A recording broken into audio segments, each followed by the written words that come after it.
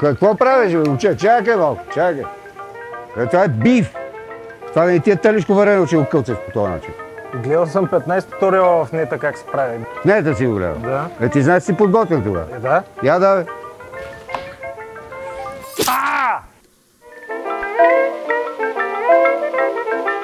Опа. Айде, стига с този кринч. Ти знаеш какво е кринч? Ти току-що ми го припомни. Айде, почвай да бачкаш.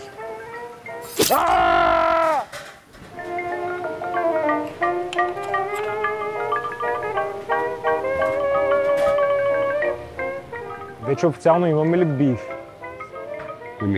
На третия ще имаме.